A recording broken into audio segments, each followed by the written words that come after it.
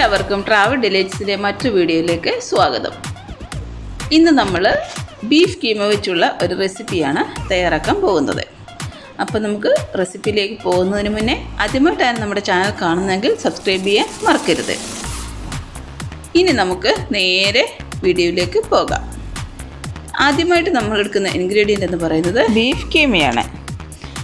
ഇനി ഇത് നന്നായിട്ട് കഴുകി വൃത്തിയാക്കി ഇതൊരു സ്ട്രെയിനറിലേക്ക് നമുക്ക് മാറ്റാം. ഈ കീമ വേവിക്കുന്നത് കുക്കറിലാണ്. അതിനായിട്ട് ഞാൻ കുക്കർ എടുത്തിട്ട് അതിലേക്ക് ഈ കീമ ഇട്ട് കൊടുത്തു.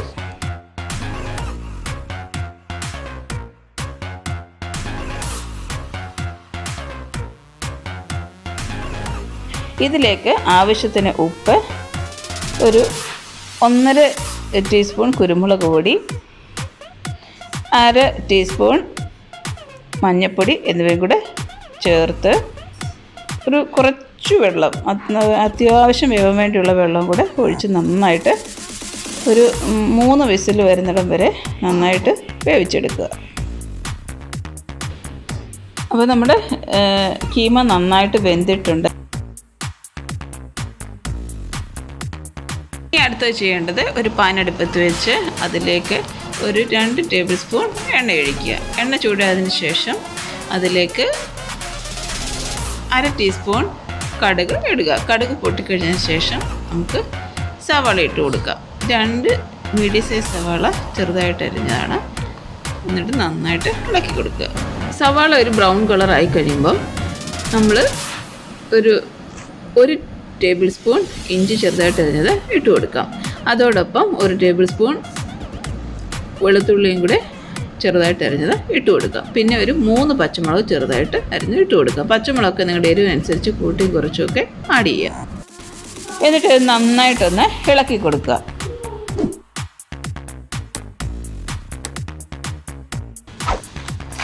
ഇനി നമ്മൾ അടുത്തതായിട്ട് ഇട്ട് കൊടുക്കുന്നത് തക്കാളിയാണ്. ഒരു തക്കാളി ചെറിയ പീസസായിട്ട് കട്ട് ചെയ്തതാണ്. എന്നിട്ട് നന്നായിട്ട് ഇളക്കി കൊടുക്കുക. ഈ തക്കാളിയൊക്കെ നല്ലതായിട്ട് വേവണം. അതിൻ്റെ ജ്യൂസൊക്കെ ഇറങ്ങി കഴിയുമ്പോഴാണ് നമ്മുടെ ഈ കീമ മസാലയ്ക്ക് ടേസ്റ്റ് വരുന്നത്. അങ്ങനെ നമ്മുടെ തക്കാളിയൊക്കെ നന്നായിട്ട് വെന്തിട്ടുണ്ട്. ഇനി നമ്മൾ പൊടികൾ ചേർക്കാം. ഒരു 1.5 ടേബിൾ സ്പൂൺ മുളക് പൊടി, 1.5 ടേബിൾ സ്പൂൺ മല്ലിപ്പൊടി, ഒരു 3/4 ടേബിൾ സ്പൂൺ കുരുമുളക് പൊടി, 3/4 ടേബിൾ സ്പൂൺ ഗരം മസാലപ്പൊടി, ഒരു 1/2 ടീസ്പൂൺ മഞ്ഞൾപ്പൊടി. എന്നിട്ട് ഇതെല്ലാം കൂടെ നമുക്ക് നന്നായിട്ട് ഇളക്കി കൊടുക്കാം. ആ പൊടികളുടെയൊക്കെ പച്ചമണം ഒന്ന് മാറി വരുന്നത് വരെ നന്നായിട്ടൊന്ന് ഇളക്കി കൊടുക്കണം. നമ്മുടെ തക്കാളിയൊക്കെ നന്നായിട്ട് വെന്ത് വന്നിട്ടുണ്ട്. പൊടികളുടെ പച്ചമണമൊക്കെ മാറി. ഇനി നമ്മൾ വേവിച്ച് വെച്ചിരിക്കുന്ന കീമ ഇതിലേക്ക് ചേർത്ത് കൊടുക്കാം. എന്നിട്ട് നന്നായിട്ട് മിക്സ് ചെയ്ത് കൊടുക്കുക.